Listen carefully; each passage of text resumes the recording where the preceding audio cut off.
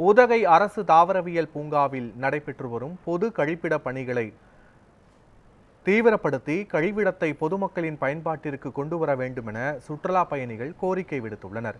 இதுகுறித்தான கூடுதல் விவரங்களோடு எமது செய்தியாளர் பிரபு வழங்கிய தகவல்களை காணலாம்.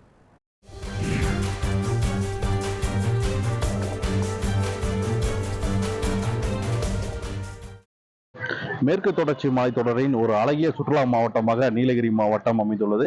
நீலகிரி மாவட்டம் உதகையில் ஒரு புகழ்பெற்ற சுற்றுலா தலமாக அரசு தாவரவியல் பூங்கா இருந்து வரும் நிலையில் இந்த பூங்காவில் அமைந்துள்ள கண்ணாடி மாளிகை, பச்சை பசல் என காட்சியளிக்கக்கூடிய புல்வெளி மைதானங்களை கண்டு ரசிக்க ஆண்டுதோறும் லட்சக்கணக்கான சுற்றுலா பயணிகள் வருகை புரியக்கூடிய நிலையில் நாள் ஒன்றுக்கு ஆயிரக்கணக்கான சுற்றுலா பயணிகள் வருகை புரிகின்றனர். அதே போல ஏப்ரல் மே மாதங்களில் நிலவக்கூடிய கோடை சீசனை அனுபவிக்க லட்சக்கணக்கான சுற்றுலா பயணிகள் வருகை புரிகின்றனர். அதே போல இந்த ஆண்டு நடைபெற்ற மலர் கண்காட்சியை கண்டு ரசிக்க நாள்தோறும் ஏராளமான சுற்றுலா பயணிகள் வருகை புரிந்த நிலையில் கிட்டத்தட்ட 6 லட்சம் சுற்றுலா பயணிகள் இந்த மலர் கண்காட்சியை கண்டு ரசிக்க வருகை புரிந்தனர். இந்த நிலையில் உதகை அரசு தாவரவியல் பூங்காவில் கடந்த 6 மாதத்திற்கு முன்பு அதாவது வரக்கூடிய சுற்றுலா பயணிகள் பயன்படுத்த வருவதற்காக கழிப்பிடமானது அமைக்கப்பட்டிருந்தது. கிட்டத்தட்ட பல ஆண்டுகளாக அதாவது மோசமான நிலையில் இருந்த இந்த கழிப்பிடமானது தற்போது இடிக்கப்பட்டு கடந்த 6 மாதங்களுக்கு முன்பு பராமரிப்பு பணிகளானது நடைபெற்று வந்த நிலையில் பூங்காவிற்கு வரக்கூடிய சுற்றுலா பயணிகளுக்கு பயன்படுத்தக்கூடிய வகையில் பூங்காவின் நுழைவு வாயில் முன்பு